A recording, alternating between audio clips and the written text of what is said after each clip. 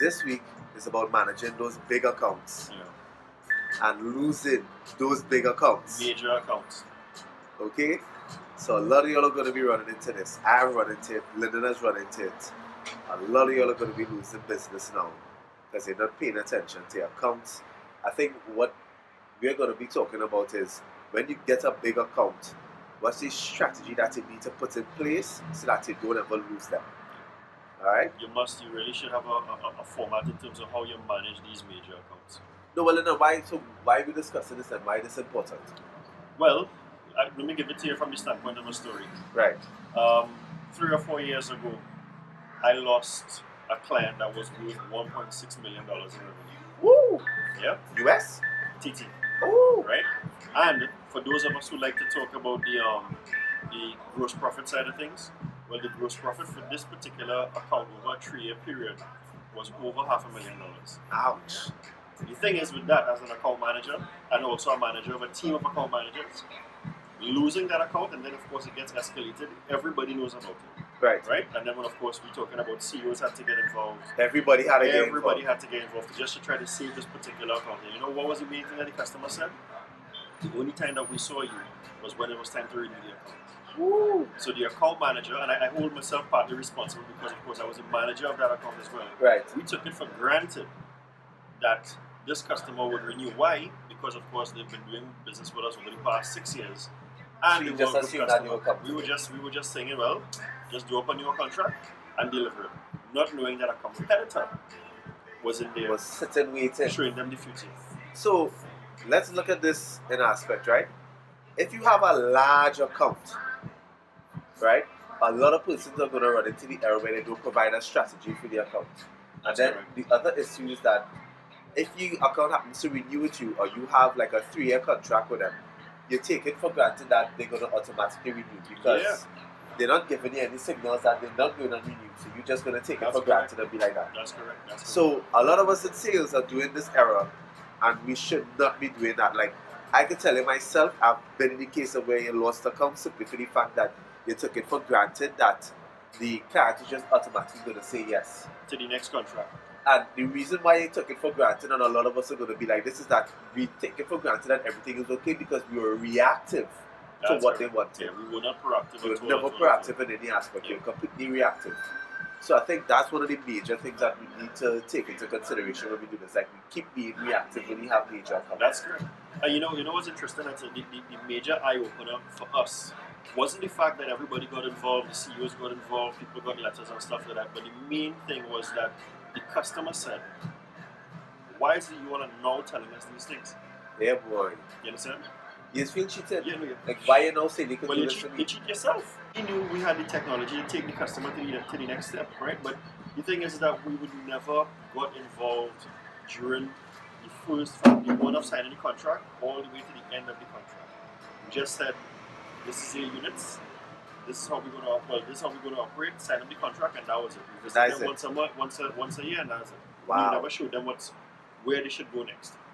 You never give them advice. This is what Never you guys gave should them be doing. advice, never added value. We did not even help them identify some of the pain issues that they were dealing with because some of their users were using the devices incorrectly, and it was costing them money.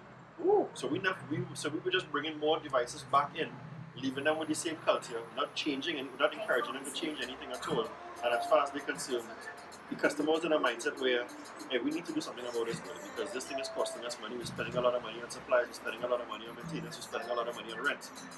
But here's our current provider. All they're doing is coming back and saying sign another contract. They're not helping us cut these problems. In the case of where once you have a large account, Right. you must have a strategy in place. Yes. How often should the strategy be done? So in other words, Oh, and this is my thinking of it. If I have a large account, let's look at I have Answer Macal, mhm. or let's look at Massey where you go. Yes. I need to have monthly, quarterly, Mhm. biannual, and yearly update for that. Right. You think that's enough, or you need to do more? No, that's perfect. We actually have one where Or is it based on how much revenue they earn? right. So you give based upon the tier of the customer. So one of the first things that we did is that we started to break our customers up in tiers, Right. right? And of course, the tiers represented the revenue. Right. Now, all customers are important. Whether it's the guy who's giving you $2,000 a month or the one giving you $100,000 a month. Correct. But because, of course, the size of the account would create bigger importance, customers would have more demand, and that is where you will want to put a lot more emphasis in terms of how you're delivering on that after-sales support. Correct. So one of the things that we had someone who would go and visit, well, two guys who would actually go and visit all these accounts every single month, or on a monthly, bi-monthly, quarterly, half-year basis. Right. Right? And that was just to make sure that we were customer facing.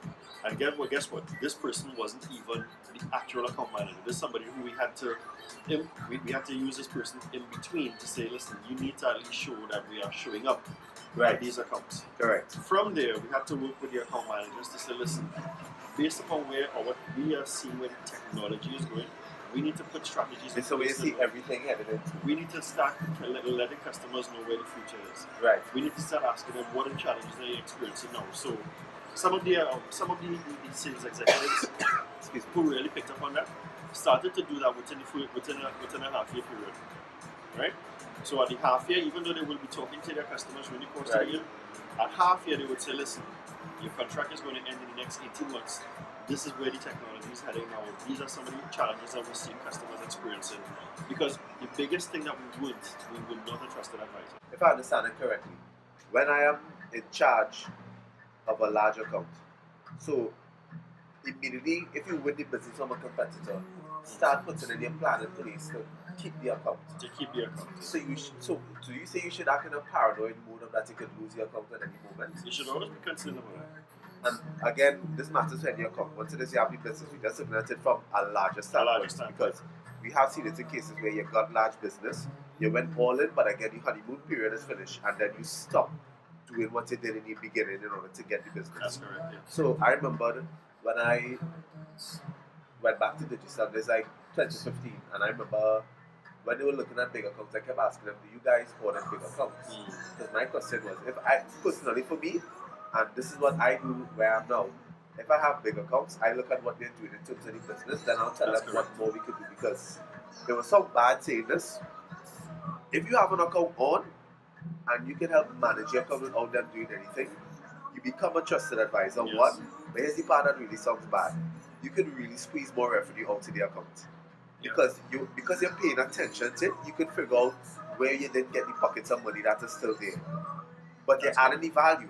But they did it to some bad. You're just thinking, hey, you know, they have this gap that we can get another extra $1 million out of them for extra year contract. Let's go grab that. But there's nothing wrong with that. Because they're adding the value. Added the value. Yeah. So then, is it on a case of where, because I keep reading about it, and a guy wrote a book on it where you must have that strategy for major accounts. Yes. So what do you say are the key principles that you put in place for major accounts? And what's some of the major things you should have? One of the major things is you must have a communication strategy. How is it that you're getting the message out there to the customer? And we're not just talking about sending them a Christmas gift at the end of the year, right? You must be able to, like, okay, let's say in the same honeymoon period, right?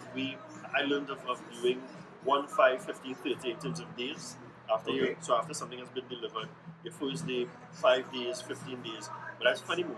Right. Now what happens 3 months in?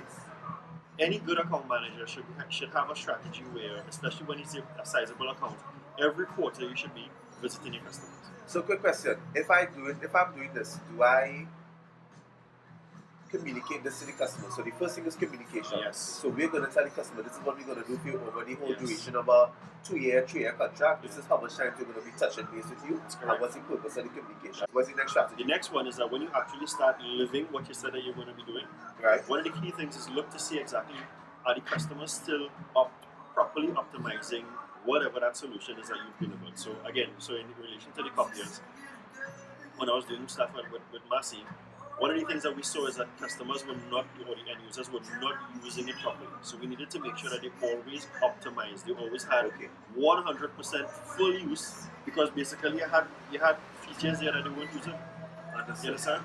So optimization was really now important. So provide them feedback in terms of how much they can squeeze out of you and vice Exactly, versa. exactly. So like, yeah, hey you're not guys, doing this you really not squeezing the most out of this You're not this killing areas. this particular feature. You know, you have this thing here, but you're not using it. Let me show you how to use it. So in other words, one of my most favorite things, you're not giving them the insight that they need. Yeah. Lovely. So we have communication. We have Insight. Insight. Insight. And then what's the other one?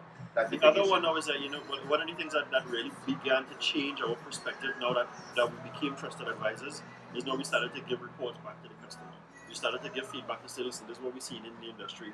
This is what we expect to see happening maybe in the next 12 months. Right. This is where I think that your industry might end up heading at the same time. Okay. The good thing too is that you get to take the insights that you would have had from before because you were communicating with them and visiting them at the same time. So you get to take the insights and now tie that into where you're seeing the industry going. And if there's a match, then you say, listen, these are the things that come the next term of the contract that we want to start looking at. One of the main areas that we started to make projections with customers on their spend and how we can see if we could throttle that back down. And you know where that came from? That came from the insights. Right. You understand? So the insights and believe Yes. We saw that customers were not using particular features, but the client wanted to have the same thing come up in the next 3 years. So we started to say, well, why? You're not using it right now. You know? And you know, I actually learned that in Microsoft. One of the things Microsoft always paid close attention to was that it was like a top tier priority for them is that if they sold a solution to the client, so it could be Azure, Office 365, Yes. SharePoint, whatever, like top priority for them was always consumption. They had to pay attention to how the person was consuming it. Because if you sell a solution, you don't provide reports, you don't provide feedback, you don't provide any kind of information or insight, but the customer is not using it, you ain't gonna get a contract renewed. You're not gonna get renewed. It's never gonna be renewed because there's no purpose behind it. But even if the customer is still thinking, yeah, well, we just take the same thing, again, becoming a trusted advisor is to say, no, you shouldn't take the same thing. You should do that. We had another major account where we saw that we can save a customer almost $2 million if we just drop some features. You know why? Because when we paid attention to the last 3 years, it wasn't the same. So, what do you think that they did with that? They were extremely excited because cost is always a factor. And then I always play the emphasis, what can you use that $2 million to do? That's what we want to benefit to it. So, major accounts, guys, it is one of the toughest things you can have.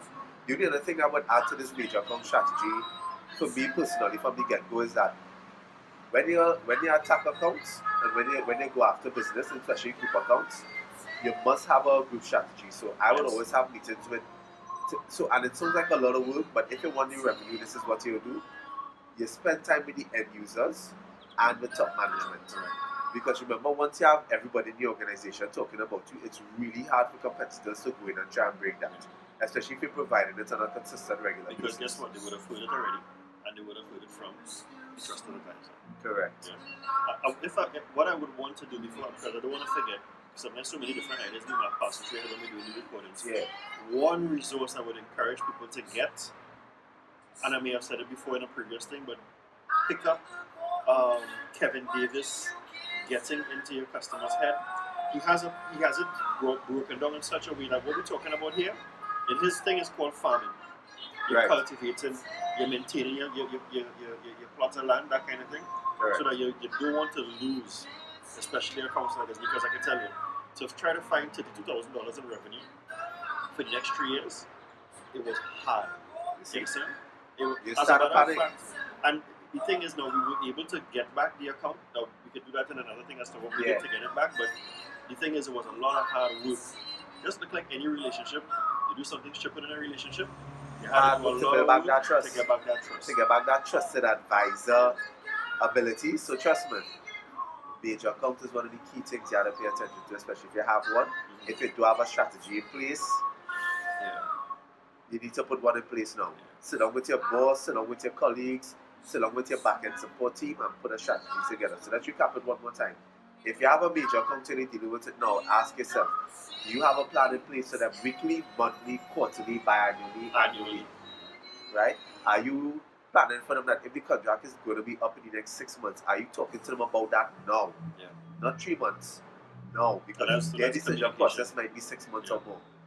Call out the 3 points again. So you talk about communication. So we're looking at the communication, the insights, and developing the insights, and developing the reporting. And here's the most important thing from the standpoint of the trusted advisor, the key account executive. You need to be a student to your industry and to the customers industry. If you hear something on the news, if you hear something on the news that could affect the customer's business, you need to immediately say, hey, I saw this happening. Exactly. Don't know if it affects you or not, but the thing Exactly. is, they know you're paying attention to it. Yeah. That's what they love. You may be completely wrong, but here's one of the best tips I'll give you. Send a client something that may be wrong on an assumption, and it may start a huge conversation with them. Because nothing might be better for some people to actually show you what's the correct thing or That's what they and guide you. And it's just for you to get them to open up so that you can understand them better. Right? That's just our advice to this week. Because it's not just on the small business, it's always on the big business sometimes. Because we spoke about pipeline, we talk about large accounts and small accounts. So this is just some of the things that you want to make sure and put in place. So thank you for everyone who's joined. If you have any questions, as a matter of fact, if you want us to talk about a certain topic, a lot of you message me on my DMs, send me, and Lyndon and I will be glad to talk about it. So send us a message, we'll have that conversation. Alright? Have a blessed Sunday. Take care, guys. Peace.